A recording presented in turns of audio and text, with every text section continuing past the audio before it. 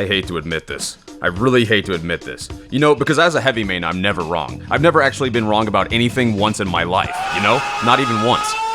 So, you know, I guess you could just say this one's been a bit of a tough pill to swallow. But as it turns out, I was wrong about the Delocus bar. As it turns out, the Delocus bar is not actually one of Heavy's worst secondaries. As a matter of fact, it could be debated that because of this exploit I'm about to show you, the Delocus bar could be just as good as the secondary banana, if not better.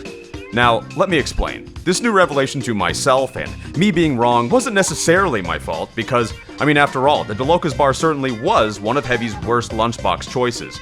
But, as often has been the case, in Valve's efforts to improve something, they actually make things worse. And in Valve's efforts to nerf something, they actually make things better.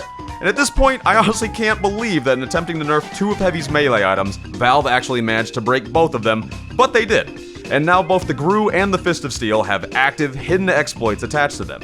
Now, if you haven't seen my first video covering the Fist of Steel and why they're currently broken, I highly recommend you check out that video right after this one. But for now, I'm going to be talking about a different exploit that actually relies on both the Gru and the Delocus bar at the same time, and you'll be able to see numerous examples of it throughout this footage. So, you guys remember during the Jungle Inferno update when the Gru stats were changed from user will be marked for death to maximum health is drained while using? And how, after that, TF2 players figured out you could essentially make yourself invincible by using the Delocus bar in tandem with the Gru's regeneration? Well, Valve did eventually fix that, but the one thing Valve didn't ever actually fix was the fact that the Delocus bar can still be used with the Gru to heal Heavy back entirely too fast. You see, while the Delocus bar is designed to heal you, of course, and even grant you that extra overheal of 50 HP if you use it at 250 health or above, the Delocus bar was only ever designed to heal you by 100 HP per use.